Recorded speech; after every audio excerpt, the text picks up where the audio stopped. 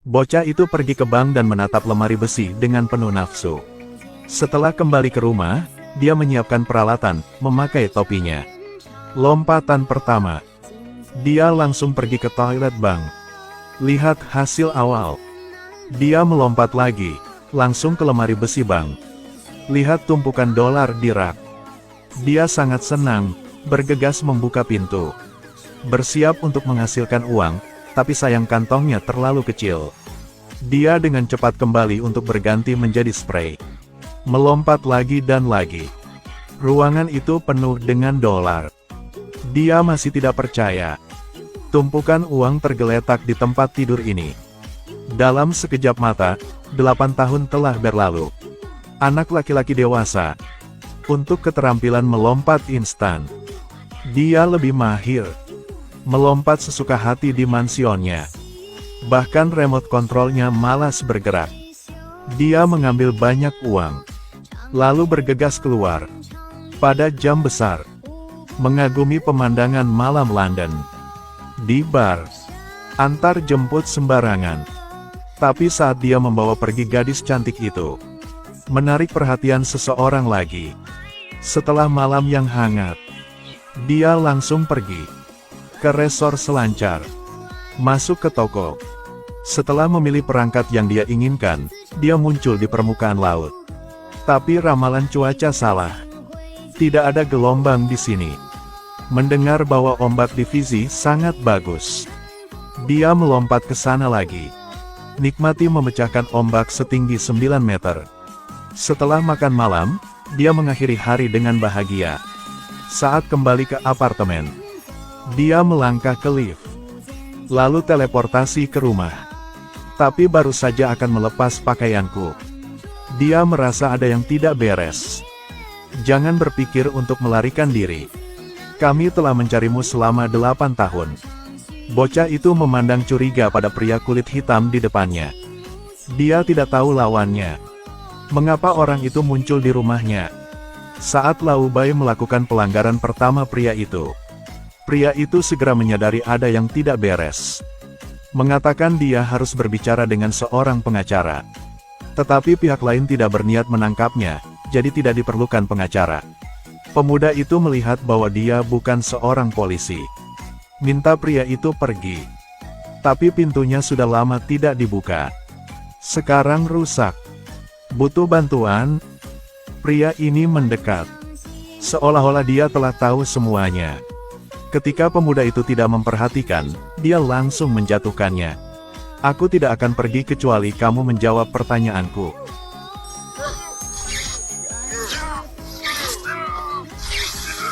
Beritahu aku. Bagaimana kamu bertahan begitu lama? Siapa yang membantumu? Anak laki-laki itu menatap foto itu. Tapi lompatan hanya bisa melompat ke atas. Dia mengambil foto itu. Dia menemukan diri dia tidak dapat meninggalkan tempat ini. Tegangan ribuan W. Kasus yang melewati otakmu. Sangat sulit untuk melakukan perjalanan melalui ruang dan waktu. Dia naik ke lantai 2. Pukulan besar bagi bocah itu. Dia ingin melarikan diri. Tapi pergelangan kaki terkunci oleh senjata. Dia fokus menari. Masih belum bisa lepas landas. Jangkau lagi. Dia perlahan pergi. Tapi tali di sekitar pergelangan kakinya mengungkapkan miliknya. Bocah itu sudah terlambat untuk melarikan diri. Lau Bai memecahkan tembok. Anak laki-laki itu melihat. Cepat untuk mendapatkan beberapa tas. Tinggalkan tempat ini. Dia segera pulang. Ayah memperhatikan. Sejak anak laki-laki itu meninggalkan rumah, sang ayah tidak pernah minum lagi. Dia memohon agar bocah itu tidak pergi. Setelah mendengarkannya, pemuda itu tetap tidak memberinya kesempatan. Saat bapak membuka pintu, menghilang lagi. Dia menemukan kekasih masa kecilnya. Tapi dia dilecehkan oleh pengganggu di sekolah. Dalam perang, pria itu langsung menghajar pelaku intimidasi. Terjebak di lemari besi bank. Dan pria kulit hitam berambut perak ini juga menemukan jejak. Segera buka kotaknya. Pria itu memegang senjata. Bocah itu hanya ingin pergi tetapi dikunci oleh orang lain. Kemudian secara brutal ditarik ke bawah. Dua orang berusaha menangkap. Tapi Jen selalu berhasil kabur. Dan di arena, terus melompat dia menangkap Ranger. Lalu lompat terus-menerus langsung ke tembok dan hajar orang itu sampai mati. Orang lain juga dibawa ke tempat yang tinggi olehnya. Lalu lempar ke bawah. Pada titik ini manajer tempat pemandangan tiba. Jen melihat teleportasi secara langsung. Bahwa bocah itu menyentuh celah ruang yang dia tinggalkan. Juga mengikuti, tapi dia sekarang merindukan pacarnya. Ingin kembali membawa pacar keluar dari sini. Namun polisi langsung mengepung. Karena pacarku ada di sini. Dia tidak bisa mengungkapkan dirinya. Jadi dia hanya bisa dengan patuh membiarkan polisi menangkapnya. Di ruang interogasi, tidak peduli bagaimana pria itu menjelaskan. Polisi juga tidak percaya. Juga menunjukkan bahwa mereka tidak memiliki hak untuk menyelesaikan. Hanya bisa menunggu pemimpin senior. Tapi tunggu sampai pintu ditutup. Pemuda itu berbalik untuk menemukan pemimpin senior ini, ternyata adalah ibu yang telah menghilang selama lebih dari 10 tahun. Sebelum mereka kembali, kamu hanya punya 30 detik. Memahami, kamu harus keluar dari sini. Dorong gadis itu menjauh dariku. Kalau tidak, dia akan mati untukmu. Ibu-ibu. Sudah 20 detik. David. Polisi ingin mencegah David diteleportasi ke puncak Sphinx. Setelah kembali, dia tidak punya waktu untuk menjelaskan banyak, dia hanya bisa dengan cepat menggiring pacarnya pergi. Tapi tepat sebelum naik, David mengucapkan selamat tinggal. Dia ingat kata-kata ibunya. Jika dia melanjutkan, pacarnya akan mati. Keduanya menangis. Daud patah hati. Liu Bei mengikuti petunjuknya. Menemukan ayah David. Meskipun sang ayah melindungi putranya, tapi masih mendapat petunjuk dari Liu Bei. Wanita di foto ini adalah kepala organisasi di Eropa. David menemukan Jen. Dia menemukan bahwa Jen dan Liu Bei tampaknya memiliki semacam hubungan.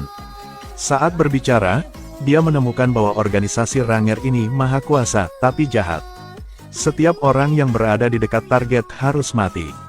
Keluargamu, temanmu, pacarmu. Mereka harus mati. Setelah mendengarkan, David segera kembali ke rumah, diam. Yang ayahnya terbaring tak bergerak di lantai ruang tamu. Membawa ayah langsung ke rumah sakit. Dia tidak peduli untuk diekspos, hanya ingin menyelamatkan nyawa ayahnya. Tapi dokter melakukan pemeriksaan. Ayah berhenti bernapas. Dia berteleportasi langsung ke markas Jen. Bahwa Jen juga membunuh beberapa penjaga. Baru sampai di base, David langsung bertanya, di mana kita bisa menemukan Liu Bei? Tapi kata Jen, Liu Bei juga selalu menjadi incarannya. Hanya bisa menunggu dia datang mencarimu. Tidak ada yang bisa menemukannya. Lihatlah penampilannya yang tenang. Daud sangat khawatir. Pesawat pacar akan mendarat. Dia tidak ingin terburu-buru membuat Liu Bei bermasalah untuk pacarnya. Kalau dipikir-pikir, dia punya niat. Karena keduanya memiliki tujuan yang sama. Liu Bei pasti akan menemukan pacar. Jadi tidak sama dengan bekerja dengan Jen. Bersama mengalahkan Liu Bei. Tapi itu menunjukkan bahwa dia terbiasa bertarung sendirian. Lihatlah celah ruang yang ditinggalkan Jen. David bersikeras untuk mengikutinya. Jen berteleportasi. Pergi ke toko 4F mengendarai mobil mewah. Kemudian terbang langsung. Maaf, kopling macet. Kamu melakukannya sendiri. Aku tidak bisa melarikan diri darimu. Benaran. Mobil melaju kencang di jalan. Tidak peduli dengan peraturan lalu lintas. Dia di jalan, meluncur seperti ular. Jalannya tidak jelas. Lalu teleportasi. Teleportasi super. Mereka telah mencapai sisi lain dunia. Sebelum turun dari bus, keduanya mencapai kesepakatan. Tapi teleportasi. Menghilang di kursi pengemudi. Lihat waktunya telah tiba. Dia bergegas mencari pacarnya.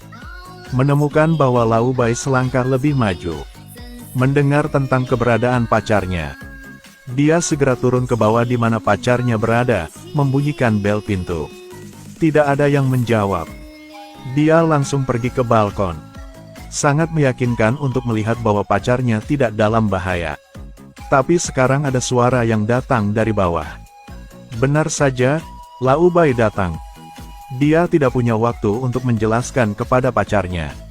Melompat tepat di depannya. Pacar bodoh. Kemudian berbalik dan lari. Tapi bagaimana dia bisa lari dari David? Mungkin ini sedikit menyakitkan. Oke. Percayalah padaku. Oke. Dia langsung membawa pacarnya ke markas Jen.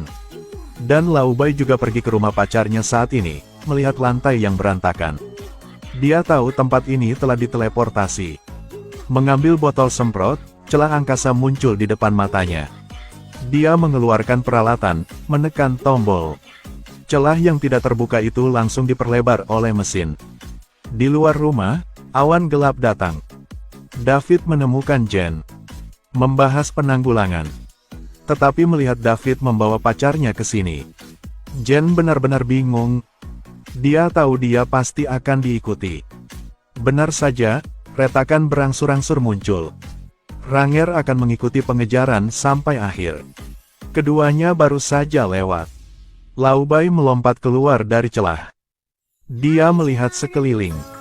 Ketika dia melihat potretnya, dia tahu dia telah menemukannya. Dan David juga ada di dinding. Lihat foto ibumu. Dalam keputusasaan, dia ingin menghapus foto itu. Tapi begitu dia muncul, dia ditemukan oleh Ranger. Satu tembakan ke jantung.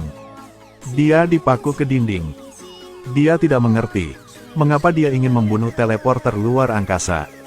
Tetapi kekuatan ini hanya dimiliki oleh Tuhan. Fanatik agama ini. Bagaimana kemampuan ini bisa ada di antara rakyat jelata? Segera setelah dia mengungkapkan artefak ilahi, bersiap untuk menusuk leher David, Jen memegang penyembur api, muncul di belakang Laobai. Tombol yang menyalakan ruangan dikelilingi oleh api. Namun saat hendak pergi, ia diserang oleh Laobai. Modal memiliki keuntungan. Tapi Laobai menyebut ibu Jen.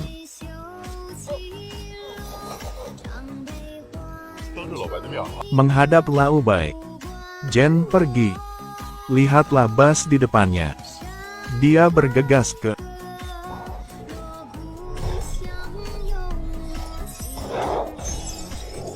yang mengira Laobai akan mati di sini. Tapi dia naik lagi. Melihat Laobai datang, Jen mengangkat penyembur api lagi. Laobai merasa tidak enak. Giliran untuk berlari melalui celah di ruang angkasa. Kembali ke apartemen pacarnya David. Jen terus menyemburkan api. Langsung membakar rumah. Dia bergegas ke celah, melawan Laobai. Bahwa David baru saja diselamatkan oleh pacarnya. Hal pertama ketika David jatuh ke tanah ditendang oleh pacarnya.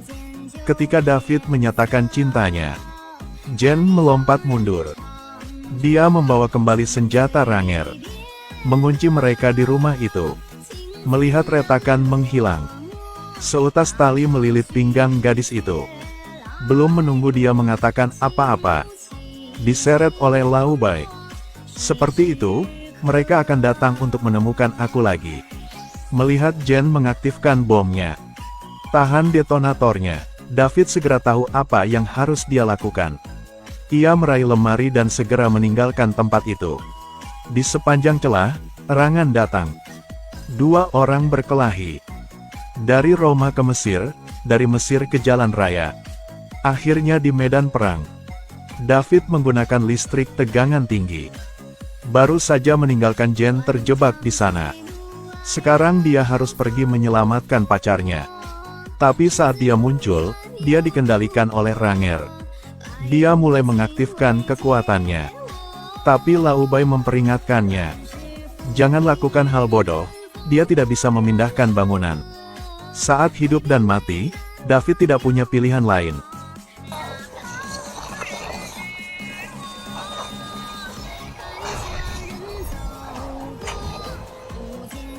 Setelah memastikan untuk menenggelamkan semua Ranges, dia memindahkan rumah itu ke perpustakaan. Dia pikir semuanya sudah berakhir. David dengan cepat menteleportasi pacarnya. Lalu hadapi Lao Bai. Dia memindahkan Lao Bai ke gua. Lao Bai ingin terus melecehkan. Tetapi ketika dia melihat sekeliling, tidak ada cara untuk melarikan diri. Teman-teman juga bisa mencoba. Mungkin, salah satunya seorang teleporter.